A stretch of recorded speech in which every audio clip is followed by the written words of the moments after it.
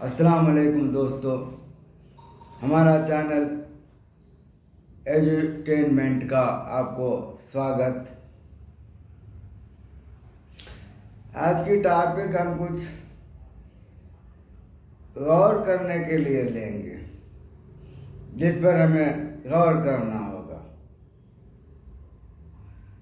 हम अगर कुछ चीज़ चाहते हैं तो अच्छी परख कर अच्छी चीज़ और सच्ची चीज़, काबिल चीज़ हम अपने लिए चुन लेते हैं। और हम अगर दूसरों को सलाह भी करेंगे तो वैसे ही उम्दा चीज़ जो हम पसंद करते हैं, हमारे लिए हम जो चाहते हैं, वही चीज़ दूसरों के लिए भी हम मशवरा करते हैं। यहाँ पर मेरा मतलब आज का बिल्कुल मजहब से है, क्योंकि आज का वातावरण दुनिया में बिल्कुल मजहब के नाम पर चल रहा है। घर्षण और वार जो भी है आज के ज़माने में मजहब को लेकर हो रहा है। जो भी वायलेंस फैल रहा है, जो भी बर्बादी हो रही है, इंसान को तबाह करने पर तुला हुआ है, सिर्फ मजहब के नाम से। तो अगर मजहब है क्या, हम देखेंगे, क्योंकि हमारा तो चैनल सुपरफिशियल है। हम छोटी सी बात करते हैं और जो भी अथेंटिव वीडियोस हैं हम पेश करते हैं, क्योंकि हमारा इल्म बहुत लिमिटेड है, हमारा सब्जेक्ट ही कुछ और है। तो मजबूरन हमें इस बात को लेकर कुछ आगे चलना है कि हर रिलीजियस स्क्रिप्चर में बताया गया है कि इंसान को अल्लाह ने या भगवान ने कैसे उसकी इबादत करने के लिए जितने भी पैगंबर आए, कुरान मजीद में इसका जिक्र है कई बार। और मैं तफसील नहीं बताऊंगा, क्योंकि हमें ज़रूरी है कि हम स्कॉलर्स, रिलीजियस स्कॉलर्स के खुतबात या स्पीचेस सुनते रहें। और मैं जो कंपैरेटिव रिलीजन में छोटी छोटी सी बातें देते आ रहा हूँ, उनका भी कुछ गौर करें, उनका भी कुछ ख्याल करें, उनको भी एक बार दौरा लगा लें, उनका भी एक दौर कर लें। क्योंकि हम उसको कॉम्प्लिकेटेड या वास्ट सब्जेक्ट नहीं बनाना चाहते हैं। मुख्तसर तौर पर कि असलियत क्या है, एसेंस क्या है, हम उसी पर चलें। क्योंकि हमें बहुत से काम है, दुनिया में जीना है, दुनिया की पढ़ाई करना है और दीनी इल्म हासिल करना है। तो पैगंबरों का क्या प्रीचिंग था? अल्लाह एक है, अल्लाह की इबादत करना। कोई भी पैगंबर, यानी किसी भी कौम के पैगंबर और पैगंबरों के जरिए आसमानी किताबें उतरती थीं हर कौम के लिए, और उसका डिटेल आप स्कॉलर से सुनते ही रहते हैं। मैं वीडियो भी दूंगा। तो ये सब रिलीजियस स्क्रिप्चर्स का कहना यही है कि भगवान एक है। और जो भी मजहब इख्तियार करने वाले हैं, वह भी जानते हैं कि कोई चीज या इंसान भगवान नहीं हो सकता। इतनी अच्छी बात, इतनी सच्ची बात जानते हुए भी हम गलती क्यों करते आ रहे हैं? कहाँ से गलती शुरू होते आ रही है? यानी इंसान का भटकाना, इंसान को भटकाना, ये तो दरअसल ये तो इम्तिहान ही है इंसान के लिए। और हमें कैसे चौकन्ना रहना है।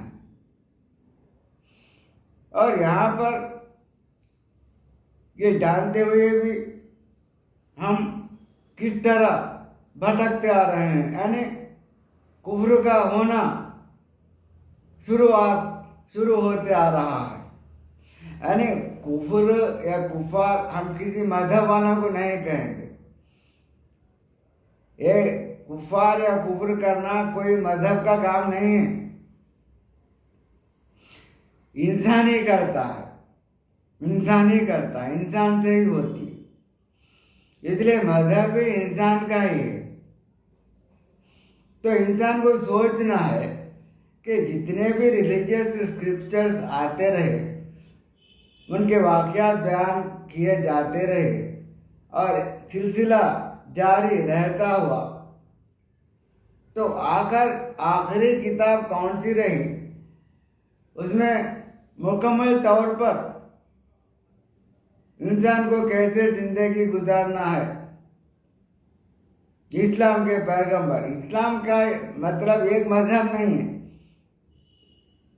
जो मजहब दरअसल आखिरी पैगंबर मोहम्मद सल्लल्लाहु अलैहि वसल्लम के ऊपर कुरान नाजिल होते हुए बताया गया। आखिर वो भी पढ़ना, उसको भी समझना जरूरी है। वो भी तो आसमानी किताब है। मुसलमान भी आसमानी किताबों पर ईमान रखता है, ईमान लाता है, और सब किताबों में जो चीज़ बताई गई है उनको साथ में रखते हुए कुरान में जो चीज़ बताई गई है उसको हवाला लेकर मतलब कहाँ तक कौन सा कैसा सही है ये बताया जा रहा है। इसके लिए हमें एक अमन व चैन कायम रखने के लिए और मज़ाहिब की इजाज़त करने की ज़रूरत नहीं है। यहाँ पर जो मज़ाहिब अब तक हैं उनको पढ़ना है, और जो है आखिरी किताब उसको भी समझना है, आखिर क्यों वो आखिरी किताब बनकर आई है, इंसान को हिदायत देने के लिए। इसलिए इंसान को पहचानना है कि सच्चाई क्या है, क्योंकि एक हम का भगवान अलग अलग नहीं हो सकता, एक देश का एक राष्ट्र का भगवान अलग अलग नहीं हो सकता, पूरा कायनात का भगवान तो एक ही होगा ना। इंसान तो एक ही है, हम बंटे हुए हैं यहाँ पर।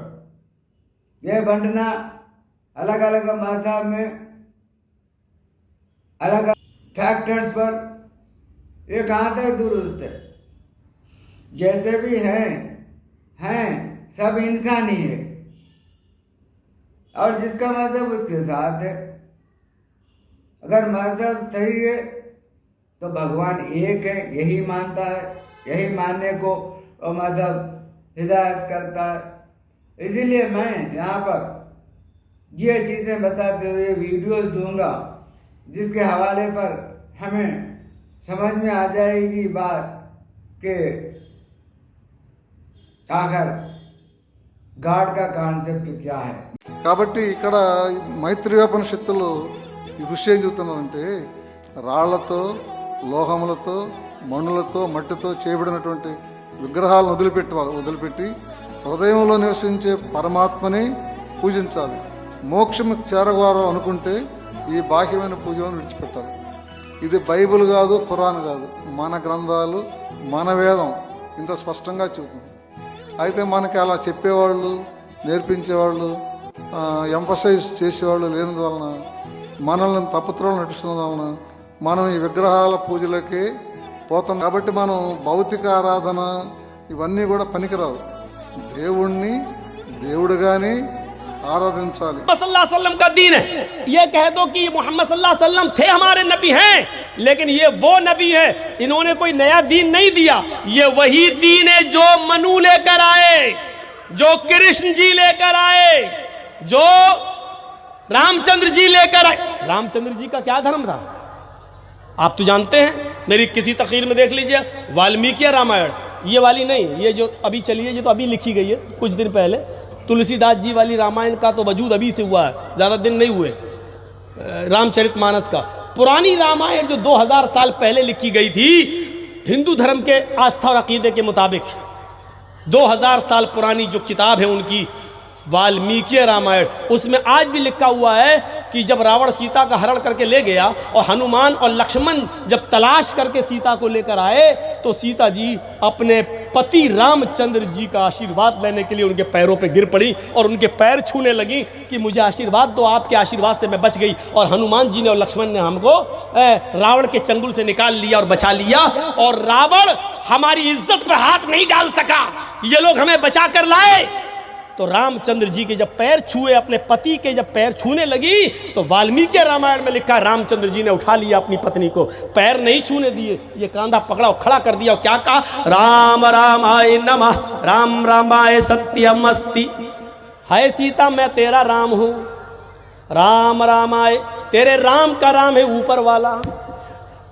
जब आए आ जाए संस्कृत भाषा में राम रामाए, तो आए जब आ जाए तो उसका मतलब का लिए, के लिए, को लिए, का के की का तर्जुमा हो जाता है। राम रामाए, राम के राम को नमः, नमस्कार करो, प्रणाम करो, सर झुकाओ।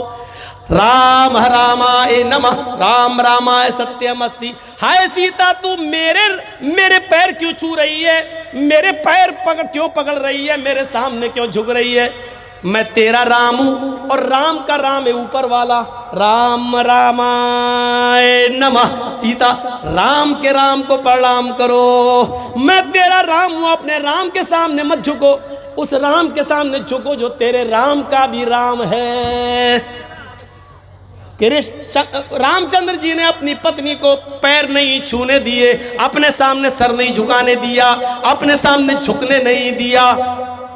रामायण की ये पंक्ति किसी न किसी शक्ल में सुनन नसई और इब्ने माजा के सफ़हात पर देखी जा सकती है। अल्लाह के नबी जनाब मोहम्मद रसूलुल्लाह सल्लल्लाहु अलैहि वसल्लम के पास जब हीरा शहर से एक सहाबी आए, कहने लगे कि अल्लाह के रसूल, हमने हीरा शहर के अंदर यहूदियों और ईसाइयों को देखा है कि वो अपने अपने बादशाहों के सामने सजदा कर रहे हैं, आप ज्यादा हकदार हैं कि हम आपको सजदा करें, आप ज्यादा हकदार हैं। जब वो लोग अपने बादशाहों के सामने सजदा कर सकते हैं तो हम अपने रसूल के लिए, अल्लाह के पैगंबर के सामने सजदा क्यों ना करें? तो अल्लाह के नबी सल्लल्लाहु अलैहि वसल्लम ने बजाय जवाब देने के, उनको बजाय मना करने के, डायरेक्ट मना करने के, आपने उनसे एक सवाल कर लिया। आपने फरमाया, अमरत बिक़ब्री अतस्जुदु लहू, क्या जब तुम मेरी कब्र के पास से गुजरोगे तो क्या तुम उसे सजदा करोगे? पढ़िए इब्ने माजा, अल्लाह के नबी क्या कह रहे हैं, अबू दाऊद क्या कह रहे हैं अल्लाह के नबी?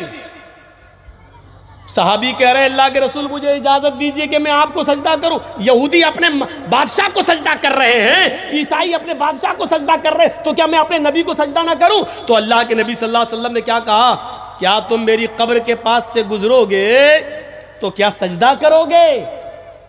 सवाल हो रहा है जिंदगी में सजदा करने का, मुझे इजाजत दीजिए कि मैं आपको सजदा करूं। और आपको फिक्र है इंतकाल के बाद की, क्या मेरे कब्र के ऊपर से गुजरोगे, पास से गुजरोगे तो सजदा करोगे? मतलब क्या था, जिंदगी में तो मैं करने नहीं दूंगा, जब तक मैं जिंदा हूं तो मैं रोक लूंगा, ये शिर्क के दरवाजे कभी खुलने नहीं दूंगा। मेरी जिंदगी में तो कभी हम अपने सामने सर झुकाने नहीं देंगे तुम्हें, लेकिन फिक्र हुई इंतकाल के बाद की, ऐसा ना हो कि मेरे इंतकाल के बाद जैसे यहूद और नसारा ने अपने अपने नबियों की कब्रों को सजदा गाह बना लिया, ये लोग कहीं मेरी कब्र को सजदा गाह ना बना ले, चूमने चाटने की जगह ना बना ले। तो आपने फौरन सवाल कर लिया, क्या तुम मेरी कब्र के पास से गुजरोगे तो सजदा करोगे?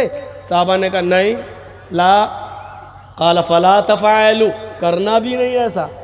देखिए अबू दाऊद के अल्फाज, फला तफालू, ऐसा करना भी नहीं, मेरी कब्र के पास से गुजरो तो उसको सजदा करना भी नहीं। इसके बाद आपने क्या फरमाया, रामचंद्र जी वाली बात, क्या कहा, मेरे सामने क्यों झुक रही है?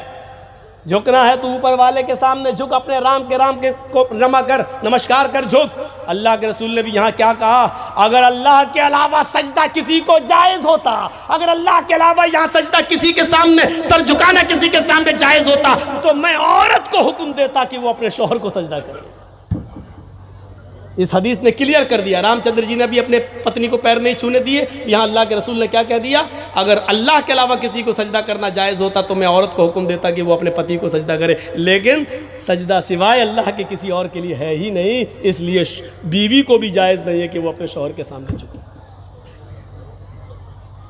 ये है समानता, ये है बराबरी जो हिंदू भाइयों में भी और हमारे अंदर भी है।